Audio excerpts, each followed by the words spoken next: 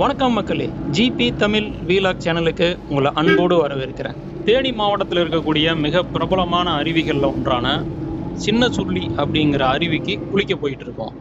சின்ன சுருளி அருவியில் நீர்வரத்து அருமையாக இருக்குது. இப்போ வந்தீங்கன்னா செம்மையாக குளிக்கலான்னு ஒரு நண்பர் சொன்னார். அதை நம்பி நாங்களும் ரொம்ப தூரத்துலேருந்து வந்திருக்கோம். போய் பார்த்தா தான் தெரியும் எப்படி இருக்குது அப்படின்னு சொல்லிட்டு. தேனியிலிருந்து வருசநாடு செல்லக்கூடிய சாலையில் நம்ம பயணம் செஞ்சுட்டு இருக்கோம். இந்த பகுதியில் பார்த்தீங்கன்னா மழை அந்த அளவுக்கு சரியாக பெய்யலன்னு நினைக்கிறேன். ஏன்னா கொஞ்சம் வறட்சி தெரியுது. நாம் பார்த்துட்டு இருக்கக்கூடிய இந்த மரங்கள் தான் இலவ மஞ்சு மரம். நம்மள நிறைய பேர் இந்த மரம் பார்த்துருக்க மாட்டீங்க. இந்த தேனி வருசநாடு பகுதிகளெலாம் வந்து பார்த்தீங்கன்னா இந்த மரங்களை நம்ம அதிகமாக பார்க்கலாம். தேனி காணாவிளக்கு வரைக்கும் சாலை வந்து ரொம்ப அருமையாக இருக்குது. காணாவிளக்கிலிருந்து வருசநாடு பிரிந்து செல்லக்கூடிய இந்த சாலை வந்து மிக குறுகலாக இருக்குது. அதே நேரத்தில் பார்த்தீங்கன்னா வளைவும் நெளிவும் அதிகமாக இருக்குது இந்த சாலையில். பேருந்து மூலமாக இந்த அருவிக்கு நம்ம வர்றதா இருந்ததுன்னா தேனியிலிருந்து வருசநாடு செல்லக்கூடிய பேருந்தில் ஏறி கடமலை குண்டு அப்படிங்கிற கிராமத்தில் இறங்கிடணுங்க. அங்கேருந்து வாடகை ஆட்டோ மூலமாக இந்த அருவிக்கு நம்ம வரலாம்.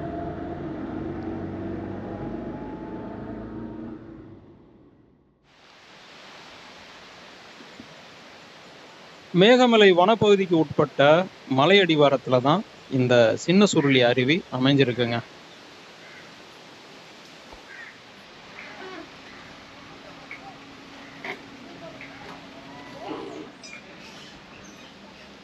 அருவிக்கு குளிக்க போகிறதுக்கு ஒரு ஆளுக்கு 30 ரூபா கட்டணம் வசூல் பண்ணுறாங்க.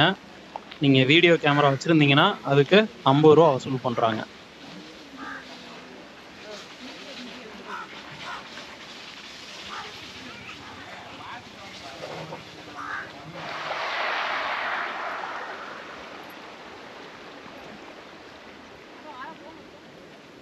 நுழைவுச்சீட்டு எடுத்த இடத்துல இருந்து அருவிக்கு வந்து 1 கிலோமீட்டர் தூரம் நடக்கணும்.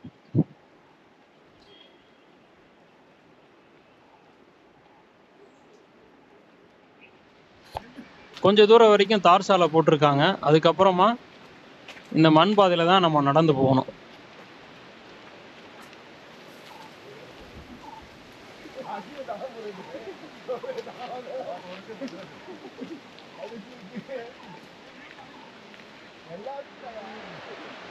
அருவிக்கு பக்கத்தில் வந்தாச்சு.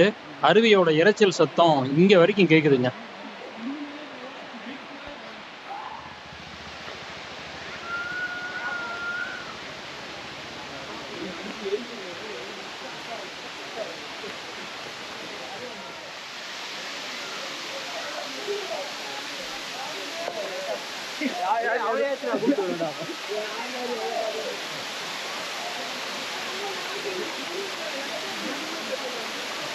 இதுதாங்க சின்ன சுருளி அருவி.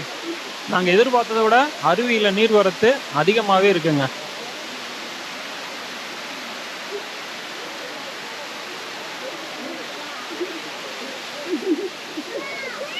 குற்றாலத்தில் இருக்கக்கூடிய பெரும்பாலான அருவிகளில் நாம் வந்து ரொம்ப நேரம் குளிக்கிறதுக்கு வாய்ப்பு கிடைக்காது. ஏன்னா கூட்டம் அதிகமாக இருக்கும்.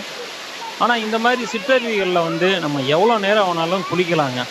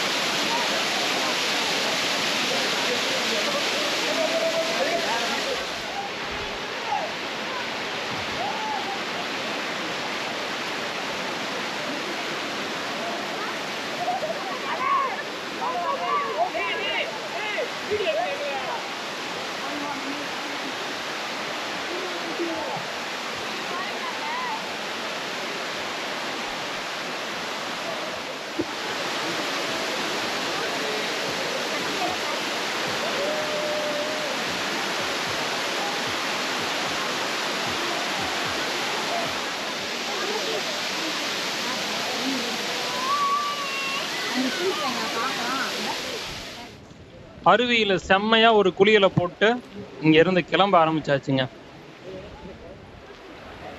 கடமலைக்குண்டு அப்படிங்கிற கிராமம் வர்ற வரைக்கும் வெயில் தெரிஞ்சது. அதுக்கப்புறம் பார்த்தீங்கன்னா வெயில் அந்த அளவுக்கு இல்லை. அருவிக்கு பக்கத்தில் வர வர பார்த்தீங்கன்னா லேசான ஒரு குளிர்ந்த காற்று, மேக கூட்டம்லாம் பார்த்தீங்கன்னா மழை பெய்கிற மாதிரி அங்கங்கே வந்து கரு மேகங்களை பார்க்க முடியுது. சூழல் வந்து அருமையாக இருக்குங்க.